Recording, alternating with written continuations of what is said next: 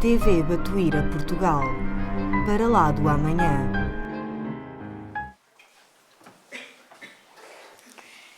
Então, boa noite a todos, bem-vindos mais uma vez. E já estão a ver, porque o João fez o favor de já pôr a palestra da noite, que é a Boa Nova, o livro Boa Nova. E Boa Nova significa Evangelho.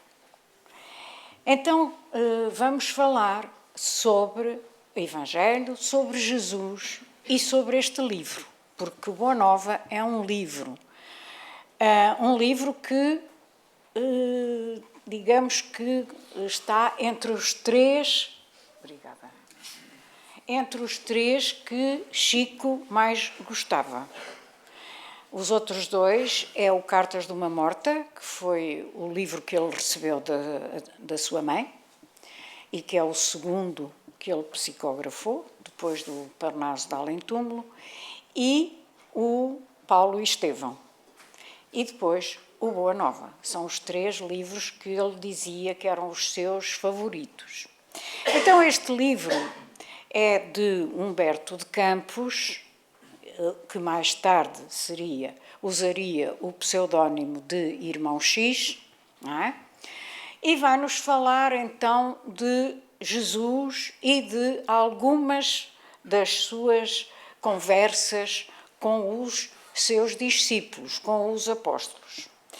Ele vai-nos dizer então que Jesus nasceu no reinado do imperador romano Augusto, que se chamava Caio Júlio César Otávio, mas que era chamado Augusto.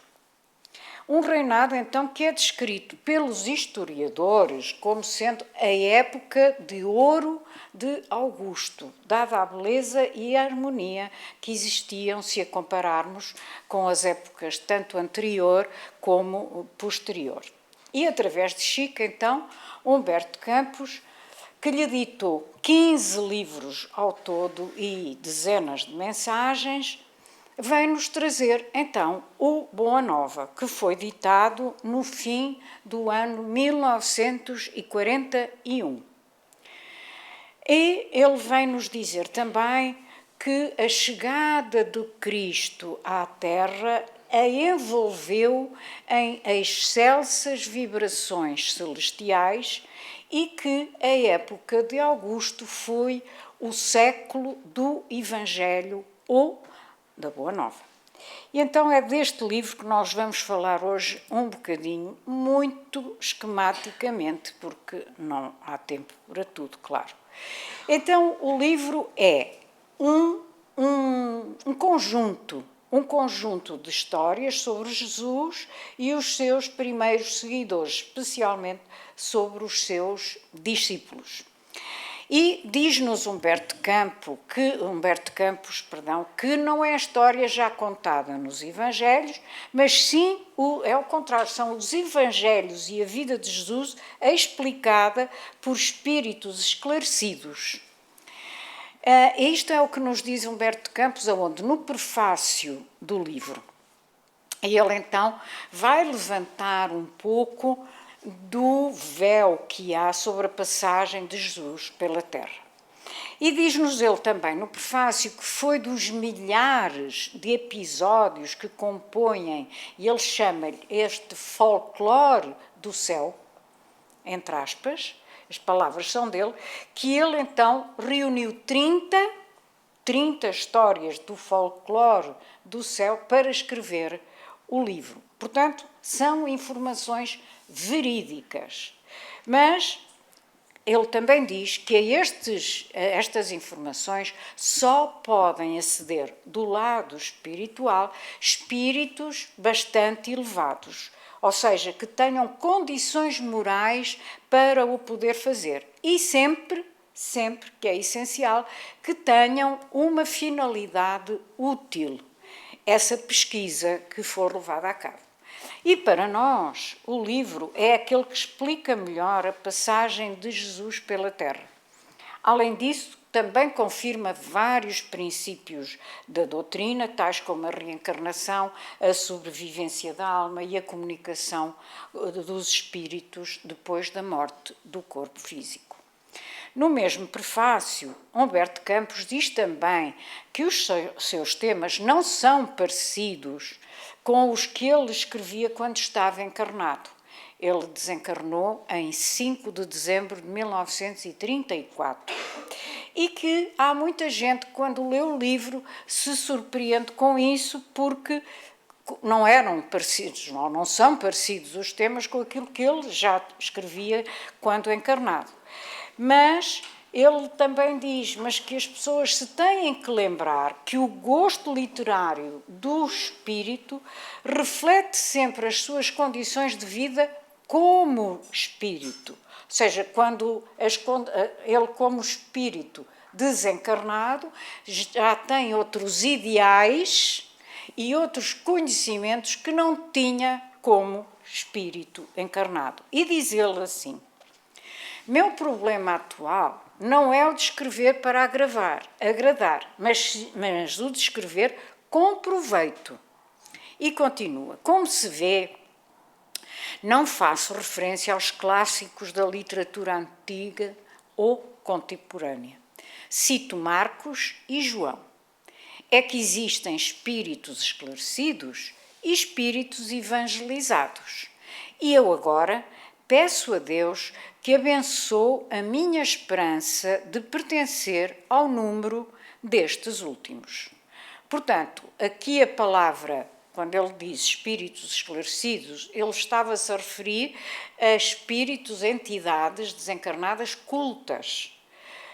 Mas ele também nos vem dizer que a cultura só por si não torna ninguém sábio, não é?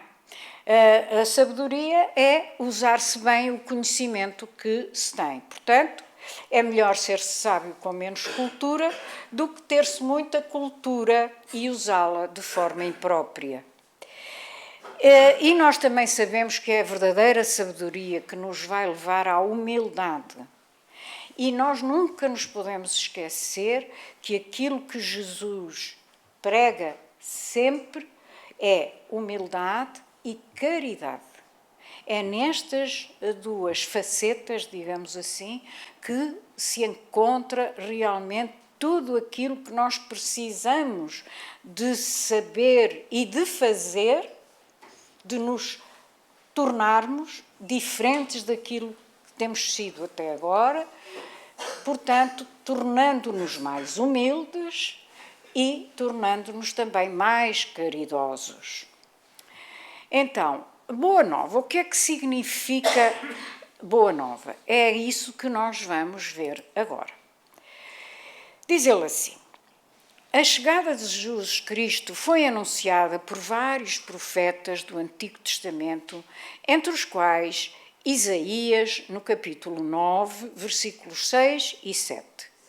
Diz assim: o povo que andava nas trevas viu uma grande luz, um raio raiou para os que habitavam uma terra sombria. Porque um menino nos nasceu, um filho nos foi dado. Ele recebeu o poder sobre os seus ombros e foi-lhe dado este nome: Conselheiro Maravilhoso, Príncipe da Paz, para que se multiplique o poder, assegurando o estabelecimento de uma paz sem fim. Então, confirmando todas estas profecias, esta de Isaías e outras muitas que aparecem em vários pontos do Antigo Testamento, Jesus realmente nasceu na Terra num ambiente que era propício e cheio de lutas e de conspirações. E ele, apesar de ser um espírito puro, aliás, um espírito celestial, o mestre fez-se pequeno para levar aos píncaros da evolução a humanidade que Deus lhe entregou e para que a sua mensagem chegasse a todos os homens.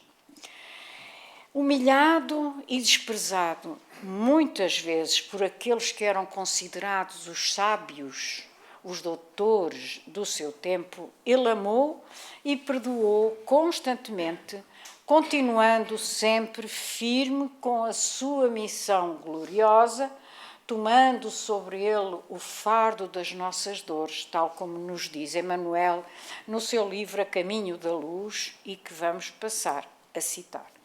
Sim, o mundo era um imenso rebanho desgarrado. Cada povo fazia da religião uma nova fonte de vaidades, salientando-se que muitos cultos religiosos do Oriente caminhavam para o terreno franco da dissolução e da imoralidade. Mas o Cristo vinha trazer ao mundo os fundamentos eternos da verdade e do amor. A sua palavra, mansa e generosa, reunia todos os infortunados e todos os pecadores. Isto está no capítulo 12 deste livro também magnífico chamado A Caminho da Luz. Mas voltando ao Boa Nova, vamos ver então que o primeiro capítulo nos fala dessa chamada época gloriosa de Augusto, como já dissemos, na verdade chamava-se Caio Júlio César Otávio. Diz assim Humberto Campos: uma nova era principiara com aquele jovem enérgico e magnânimo. O grande império do mundo, como que influenciado por um conjunto de forças estranhas, descansava numa onda de harmonia e de júbilo depois de guerras seculares e tenebrosas. Então, efetivamente, este século em que Jesus nasceu foi uma época de grandes realizações. E o próprio imperador, quando presidia as festas populares, surpreendia-se com a alegria e a tranquilidade das pessoas. E os historiadores não perceberam que a chamada época de Augusto era o século do Evangelho ou da Boa Nova. E diz então Humberto de Campos: os historiadores não conseguiram saber que no seu reinado a esfera do Cristo se aproximava da terra numa vibração profunda de amor e de beleza. Acercavam-se de Roma e do mundo não mais espíritos belicosos como Alexandre ou Aníbal, mas outros que se vestiriam dos andrajos dos pescadores para servirem de base indestrutível aos eternos ensinos do Cordeiro.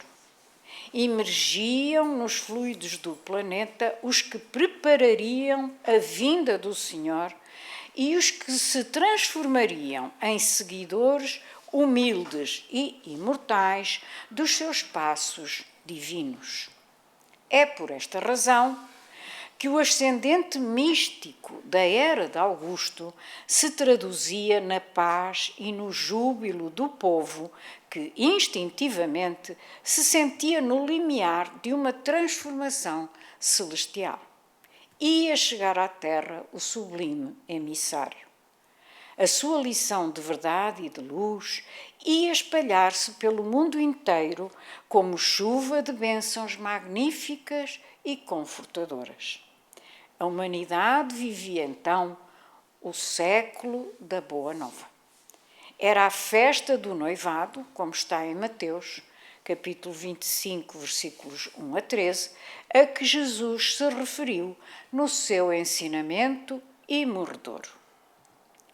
Depois dessa festa dos corações, continua o nosso Humberto de Campos, qual roteiro indelével para a concórdia dos homens, ficaria o Evangelho como o livro mais vivaz e mais formoso do mundo, constituindo a mensagem permanente do céu entre as criaturas em trânsito pela terra, o mapa das abençoadas altitudes espirituais, o guia do caminho, o manual do amor, da coragem e da perene alegria.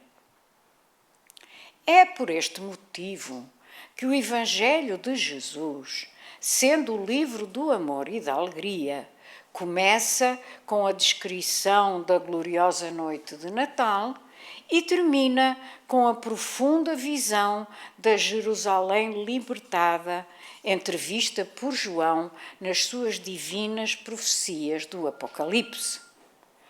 Ou seja, o Evangelho ou a Boa Nova é amor, é caridade. E caridade é o amor ao próximo, que é tudo aquilo de que nós precisamos para a nossa regeneração, para a nossa transformação moral, que é a mudança dos nossos maus comportamentos em bons. E é isso que irá trazer-nos, digamos que, a redenção espiritual. Passemos agora, então, ao segundo capítulo, que tem o título de Jesus e o Precursor. O precursor, como sabemos, foi João Batista. Diz assim: após Jesus se ter apresentado aos doutores da lei no templo, Maria recebeu a visita de Isabel e do seu filho João, conhecido mais tarde como João Batista. O que me espanta, dizia Isabel, é o temperamento de João, dado às mais profundas meditações, apesar da sua pouca idade. O meu filho também é assim, afirmou a mãe de Jesus. Estas crianças, a meu ver, trazem para a humanidade a luz divina de um caminho novo.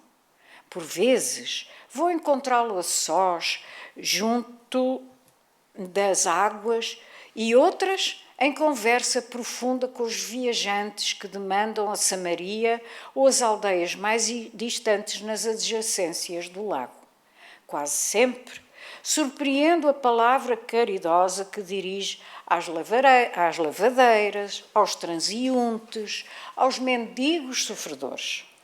Fala da sua comunhão com Deus com uma eloquência que nunca encontrei nas observações dos nossos doutores e constantemente ando a cismar em relação ao seu destino.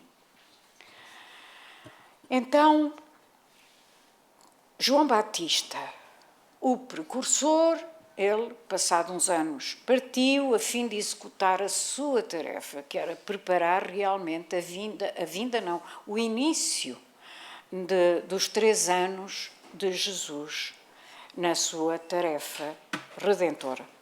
E então ele foi para o deserto, vestiu-se de peles, comia mel selvagem, mas esclarecia todos aqueles por onde ele passava e todos aqueles que o seguiam ou que o ouviam com energia. E ele, temos que nos lembrar sempre que ele deixou-se degolar como testemunho da verdade. Mas também não nos podemos esquecer que ele foi degolado porque aí estava a cumprir-se a lei de causa e efeito. Porque ele tinha sido Elias. E Elias tinha levado muita gente a ser degolado, tal como ele foi mais tarde, quando apareceu como João Batista. Aí está a lei da ação e reação a funcionar. Então, ele trouxe efetivamente o testemunho da verdade, mas esse seu testemunho antecedeu a lição da misericórdia e da bondade, que foi aquela que Jesus nos veio trazer. Vamos agora ao 3º capítulo, que nos fala sobre as primeiras pregações. E diz assim: sentado como um peregrino nas adjacências do templo, Jesus foi notado por um grupo de sacerdotes. Galileu, perguntou-lhe Anã, o que fazes na cidade? Cristo respondeu-lhe, passo por Jerusalém buscando a fundação do reino de Deus. O sacerdote, que mais tarde seria o juiz inclemente da sua causa, replicou com ironia, reino de Deus? E o que pensas tu que venha a ser isso? Jesus esclareceu, Esse reino é a obra divina no coração dos homens. Anos mais tarde, depois de convidar Levi o publicano, viria a ser Mateus, a segui-lo, Jesus fez em casa de Simão Pedro a primeira exposição da sua consoladora doutrina, esclarecendo que a adesão desejada era a do coração sincero e puro às claridades do seu reino. No mesmo dia, à tarde, o mestre fez a primeira pregação da Boa Nova na praça de Cafarnaum, situada junto às águas, junto ao lago.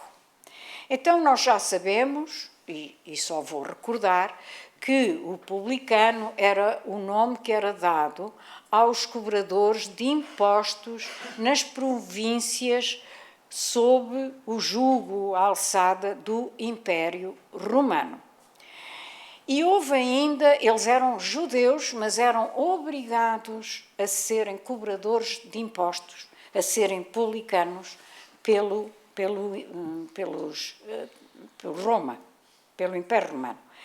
E houve ainda outro publicano que também se converteu, ao cristianismo, que foi Zaqueu, que, aliás, depois sabemos, não é, que reencarnou como o Dr. Bezerra de Menezes. É o mesmo espírito. Então, Zaqueu era também publicano e, depois de ter sido visitado por Jesus, quando ele quis ver, lembram-se dessa passagem do Evangelho, em que ele quis ver Jesus, mas como era baixinho, como aliás depois também voltou a ser baixinho como o Dr. Bezerra de Menezes, como era baixinho, ele subiu a uma figueira, uma árvore, um sicômoro, não é? Que é da família das figueiras. E Jesus, quando passou, olhou para o alto, viu e disse-lhe: Zaqueu, desce, porque esta noite eu vou ficar em tua casa. E ele desceu e, a partir daí, depois desta visita de Jesus, ele restituiu a toda a gente tudo o que lhes tinha tirado com os impostos e seguiu Jesus. Então vamos agora passar ao capítulo 4, que é a família de Zebedeu. Salomé, a mãe dos apóstolos João e Tiago, pediu a Jesus que os seus filhos se sentassem, um à sua direita e outro à sua esquerda. Procurado depois por Zebedeu, pai dos apóstolos, Jesus lembrou-lhe que todos os profetas de Deus tinham sido maltratados, trucidados ou banidos do berço em que nasceram e que, ao contrário do que ele e Salomé pensavam, o reino de Deus tem de ser fundado no coração das criaturas. O trabalho árduo seria o seu gozo, o sofrimento, o seu cálice. E então Zebedeu compreendeu que o reino do Cristo era algo bem diferente. E referindo-se aos verdadeiros discípulos do Senhor, o Mestre disse que esses não aprovam o erro, nem exterminam os que o sustentam. Deus está sempre a trabalhar, mas não tolera o mal, nem o combate, por muito amar os seus filhos. A seguir, o Senhor informou Zebedeu que a nossa causa não é do número. Não interessa quantos somos, era o que Jesus queria dizer. É da verdade e do bem. E é aquilo que exatamente também diz o Espiritismo. Não interessa o número que somos, quantos adeptos temos. O que interessa é o resto. É nós seguirmos a verdade e nós seguirmos o caminho do bem. É certo, disse Jesus, que ela será um dia a causa do mundo inteiro. Mas até lá, precisamos de esmagar a semente do mal sob os nossos pés. Por enquanto, o número pertence aos movimentos da iniquidade. Pois é, porque, esclarecendo o seu pensamento, Jesus o que veio afirmar foi que a mensagem da boa hora ou da boa hora e da boa nova, é excelente para todos, mas que nem todos ainda são bons e justos para com ela e para a compreenderem e principalmente para a seguirem. E diz também que o número que temos naquela altura, há 2000 anos, e hoje no mundo, ainda pertence aos movimentos da iniquidade. Ou seja, ainda é o mal que está a predominar no nosso planeta. Não repousaremos, continua Jesus, até ao dia da vitória final. Vitória, portanto, do bem. Não nos deteremos numa falsa contemplação de Deus à margem do caminho.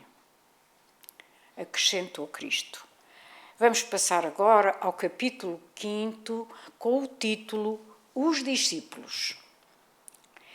Era nas proximidades de Cafarnaum que Jesus reunia a grande comunidade dos seus seguidores e foi entre os homens mais humildes e simples do lago de Genezaré que ele escolheu os 12 companheiros, que a partir daí seriam os intérpretes das suas ações e ensinamentos. Pedro, André e Filipe eram de Betsaida, de onde eram também João e Tiago, os filhos de Zebedeu. Levi, ou seja, Mateus, Tadeu e Tiago eram nazarenos, tal como Jesus, e filhos de Alfeu e da sua mulher Cleófas, parente de Maria. Amavam Jesus desde a infância, sendo muitas vezes chamados irmãos do Senhor. Tomé era filho de um pescador de Dalmanuta, Bartolomeu e Simão o Zelota eram de Canaã. Só Judas destoava um pouco do conjunto porque era de Iscariotes e dedicava-se ao pequeno comércio em Cafarnaum, onde vendia peixe e quinquilharias. Segundo Mateus, as recomendações iniciais de Jesus esclareciam as normas de ação que os discípulos deviam seguir e que eram estas. Amados, não tomareis o caminho largo por onde anda toda a gente, levada pelos interesses fáceis e inferiores. Buscareis a estrada escabrosa e estreita dos sacrifícios pelo bem de todos. Também não penetrareis nos centros de discussões estéreis, à moda dos samaritanos, nos das contendas que nada aproveitam às edificações do verdadeiro reino, nos corações com sincero esforço. Portanto, por aqui vemos que a recomendação do Messias era muito, muito clara. Ide antes, disse ele, em busca das ovelhas perdidas da casa do nosso Pai, que se encontram em aflição e voluntariamente desterradas do seu divino amor. Reuni convosco todos os que se encontram de coração angustiado e dizei-lhes da minha parte que é chegado o reino de Deus. Trabalhai, continuou ele, em curar os enfermos, limpar os leprosos, ressuscitar os que estão mortos nas sombras da carne ou das desilusões ingratas do mundo. Esclarecei todos os espíritos que se encontram em trevas, dando de graça o que de graça vos é concedido. Seja o que for, precisamos sempre de dar de graça aquilo que Deus, nosso Pai, através de Jesus e através dos amigos espirituais, nos concede. Sempre. E isto também se aplica muito na mediunidade. Mediunidade com Jesus é exatamente isto. É dar de graça o que de graça se recebe. É não cobrar absolutamente nada de ninguém que venha a precisar de auxílio em termos da mediunidade numa casa espírita. Jesus, então, não lhes ocultou as dificuldades da tarefa, avisando-os de que seriam entregues aos tribunais e açoitados nos templos de onde a ideia de Deus tinha sido posta completamente de parte. E diz ele: sereis conduzidos como réus à presença de governadores e reis, de tiranos e descrentes, a fim de testemunhardes a minha causa, avisou o Senhor, prometendo-lhes, no entanto, que estaria ao lado deles e que quem perseverasse até ao fim seria salvo. Vamos passar ao capítulo 6, que é a fidelidade a Deus. E nele, Humberto de Campos vai nos contar que, reunido a sós com os discípulos, Jesus ensinou-lhes que a fidelidade a Deus deve ser uma das primeiras virtudes. Não podemos duvidar da fidelidade do nosso Pai. Ele diz: a sua dedicação cerca os nossos espíritos desde o primeiro dia. Ainda não o conhecíamos e já Ele nos amava, porque foi Ele que nos criou.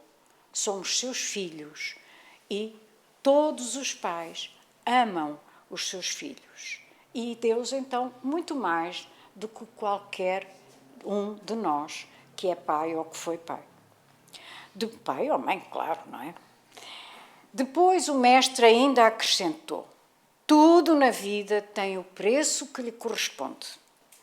Se vacilar receosos ante as bênçãos do sacrifício e as alegrias do trabalho, meditai nos tributos que a fidelidade ao mundo exige. O prazer não costuma cobrar do homem um imposto alto e doloroso?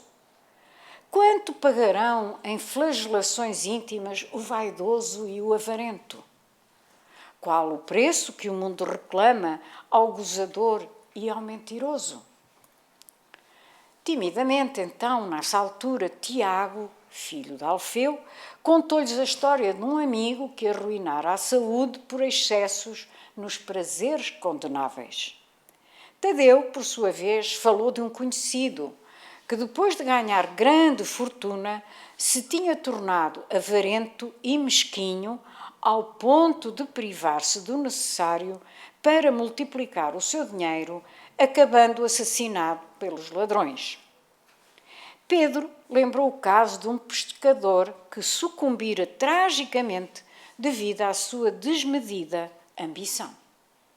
E depois de ouvi-los, Jesus perguntou-lhes: não achais enorme o tributo que o mundo exige dos que se apegam aos seus gozos e riquezas? Se o mundo pede tanto, por que não poderia Deus pedir-nos lealdade ao coração? E acrescentou: trabalhamos agora pela instituição divina do seu reino na terra. Mas desde quando estará o Pai trabalhando por nós? E era isto que nós todos devíamos pensar mais, mas que infelizmente ainda não conseguimos fazer, não é? Mas é isto é que nós devemos trabalhar dentro de nós e lembrar-nos sempre desta fase. Trabalhamos agora pela instituição divina do seu reino na terra. E não nos podemos nunca esquecer que o Espiritismo é o cristianismo restaurado, veio restaurar, veio voltar a reviver o cristianismo primitivo, que foi alterado e adulterado pelos homens ao longo dos séculos. Então, vamos pensar nisto. Nós que somos adeptos do espiritismo, como nós costumamos dizer, ainda não somos verdadeiros espíritas, somos apenas aprendizes do espiritismo, não é? Trabalhamos agora pela instituição divina do seu reino na terra. Mas desde quando é que o Pai está a trabalhar por nós. Desde sempre. Ele apenas quer que nos tornemos espíritos perfeitos.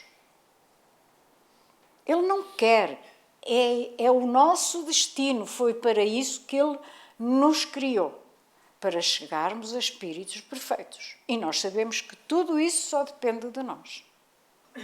E nesta fase, como diz sempre o nosso mentor Batuíra, só nos é pedido boa vontade. Então, vamos continuar, andar para a frente. Então, respondendo a uma observação neste capítulo feita por Tiago, Jesus lembrou-lhes que nem todos podem compreender a verdade só de uma vez. E nós sabemos isso. E diz ele, devemos considerar que o mundo está cheio de crentes que não entendem a proteção do céu, senão nos dias de tranquilidade e de triunfo. Nos outros achamos que Deus é cruel, que nos está a castigar, etc. Não é? Nós, porém, que conhecemos a vontade suprema, temos que lhe seguir o roteiro. Não devemos pensar no Deus que concede, mas no Pai que educa. E fui eu que sublinhei, porque achei estas duas frases muito importantes para nós espíritas, porque é isto que a doutrina quer para nós, deseja para nós. Não devemos pensar no Deus que concede, mas no Pai que educa. Não no Deus que recompensa, mas sim no Pai que aperfeiçoa. Daí se segue que a nossa batalha pela redenção tem que ser perseverante e sem tréguas. É isto que nos é pedido, que tenhamos perseverança, que não fiquemos, como nós costumamos dizer, à margem do caminho, porque do lado de lá, se o fizermos, do lado de lá, vamos chorar lágrimas muito amargas, porque tivemos o conhecimento nas mãos e não o aproveitamos para nos melhorar. Então, e ele vai dizer ainda, ninguém pode servir simultaneamente a dois senhores. Seria absurdo viver ao mesmo tempo para os prazeres condenáveis da terra e para as virtudes sublimes do céu. O discípulo da Boa Nova tem de servir a Deus, servindo a sua obra neste mundo. Ou seja, o lema também do nosso mentor Batuíra. Trabalho, trabalho e mais trabalho. Porque se nós trabalharmos em nós e a favor do próximo, a nossa encarnação vai ser frutífera e para nós será ótimo, não é? Ele sabe que se acha a laborar com muito esforço num grande campo, propriedade do seu pai, que o observa com carinho e presta atenção com amor aos seus trabalhos, pelo bem e especialmente pelo seu próprio bem e pelo bem que ele faz aos outros. Cá está, então, a caridade, que falámos há poucos dias ainda sobre a diferença entre as duas, não é? A caridade material e a caridade moral. E esta última todos nós a podemos fazer também. E completou, o filho de coração fiel ao seu pai lança-se ao trabalho com perseverança e boa vontade. Cá está. Acima de todas as coisas, disse Jesus, é preciso ser fiel a Deus. Vamos agora para o capítulo 8º, que se intitula Bom Ânimo. Nele, Humberto Campos diz-nos que Bartolomeu foi um dos mais dedicados discípulos de Jesus, mas que era triste, embora ele próprio não soubesse explicar porque é que era assim e de onde é que lhe vinha essa tristeza. Mas ele também dizia sempre que o Evangelho o enchia de esperança. E Bartolomeu disse a Jesus, quando esclarecesteis que o vosso reino não é deste mundo, senti uma nova coragem para atravessar as misérias do caminho da terra. Por toda a parte é a vitória do crime, o jogo das ambições, a colheita dos desenganos. Jesus disse-lhe serenamente que o seu reino ainda não era deste mundo, mas que isso não significava que ele não gostasse de o estender aos corações que morejam na terra. Contudo, acrescentou, o Evangelho teria de florescer primeiro na alma das criaturas, antes de frutificar no espírito dos povos. E lembrou-lhe também que a vida terrestre, cada existência que temos, é uma estrada cheia de pedras, às vezes de pedregulhos, mas que essa estrada, se nós a conseguirmos, enfim, se conseguirmos caminhar por ela, ela vai levar-nos aos braços de Deus. E disse-lhe mais, disse-lhe que o trabalho é a marcha. A luta comum é a caminhada de cada dia. Os instantes deliciosos da manhã e as horas noturnas de serenidade são os pontos do repouso. Na atividade ou no descanso físico, a oportunidade de uma hora, de uma leve ação, de uma palavra humilde, é o convite do nosso Pai para que semeemos as suas bênçãos sacrossantas. E acrescentou, a verdade não exige, transforma. O Evangelho não poderia reclamar estados especiais dos seus discípulos, porém, é preciso considerar que a alegria, a coragem e a esperança devem ser traços constantes das suas atividades em cada dia. Bartolomeu perguntou-lhe, e quando os negócios do mundo nos são adversos? E quando tudo parece contra nós? Olhem o que Jesus lhe disse. Qual é o melhor negócio do mundo, Bartolomeu? Qual será a aventura que se efetua a peso de ouro, muitas vezes amordaçando-se o coração e a consciência para aumentar as preocupações da vida material?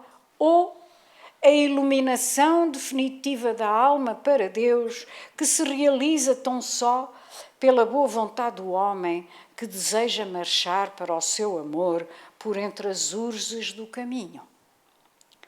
Não será a adversidade nos negócios do mundo um convite amigo para a criatura semear com mais amor um apelo indireto que a arranca às ilusões da terra para as verdades do reino de Deus? E quando perdemos um ente amado, insistiu Bartolomeu, é justo ficarmos tristes? E Jesus disse-lhe, mas quem estará perdido se Deus é o Pai de todos nós? Se os que estão sepultados no lodo dos crimes hão de vislumbrar um dia a alvorada da redenção, por que lamentarmos em desespero o amigo que partiu à chamada do Todo-Poderoso? A morte do corpo abre as portas de um mundo novo para a alma. Ninguém fica verdadeiramente órfão sobre a terra, tal como nenhum ser está abandonado, porque tudo é de Deus e todos somos seus filhos. Então, a essência do Evangelho de Jesus é única e exclusivamente, e não é pouco, a de encaminhar a humanidade terrestre para o bem. A missão, então, de Jesus resume-se em transmitir aos homens o pensamento de Deus e só a sua doutrina, em toda a sua pureza, pode exprimir este pensamento. Foi por isso que Jesus disse que toda a planta que o meu Pai Celestial não plantou será arrancada.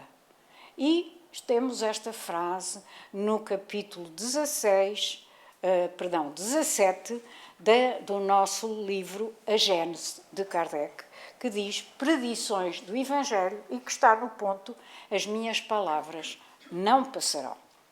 E no livro A Caminho da Luz, que já citámos aqui no início, a certa altura, voltamos ao capítulo 12, que é o mesmo que eu citei, o benfeitor Emmanuel vai nos informar que as suas pregações na praça pública verificam-se a propósito dos seres mais desprotegidos e desclassificados da sociedade, como a demonstrar que a sua palavra vinha reunir todas as criaturas na mesma vibração de fraternidade e na mesma estrada luminosa de amor.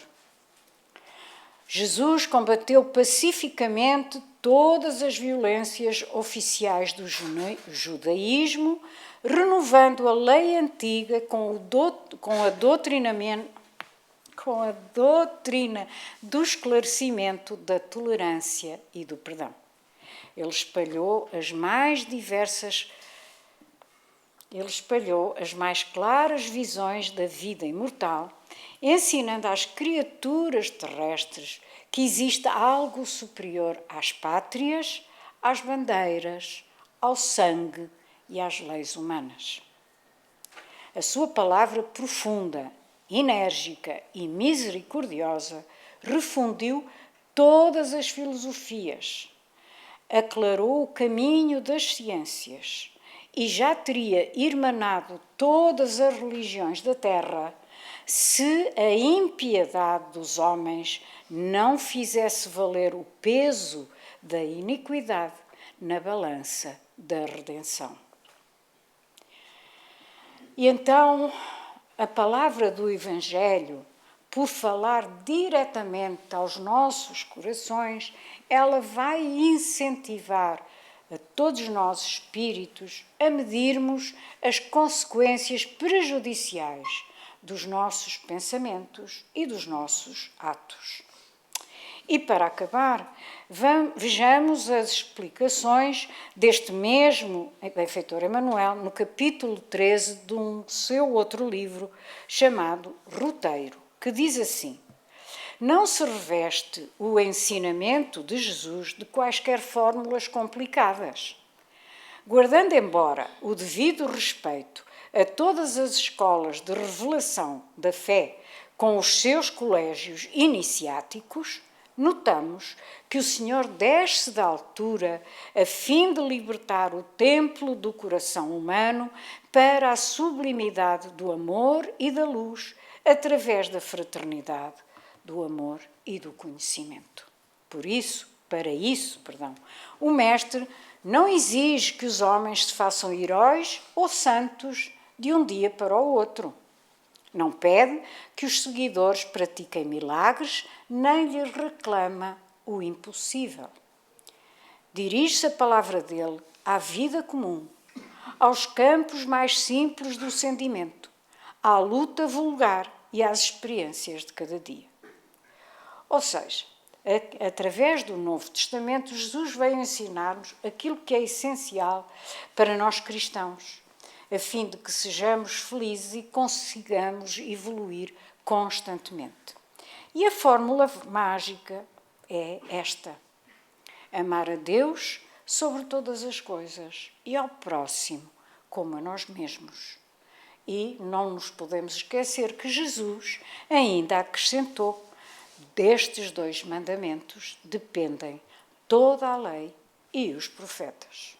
E todo o resto, meus amigos, é apenas consequência destes 2 ensinamentos. E ainda no fim do capítulo 21 deste mesmo livro, Boa Nova, intitulado A Lição da Vigilância, Jesus explica a Simão Pedro, que basta um pensamento de amor para que te leves ao céu. Mas na jornada do mundo também basta às vezes uma palavra fútil ou uma consideração menos digna para que a alma do homem seja conduzida ao estacionamento e ao desespero das trevas pela sua própria imprevidência. E vamos então, esta é a lição da noite de hoje para todos nós, vamos pensar nisto e vamos então partir e desejar-vos muita paz.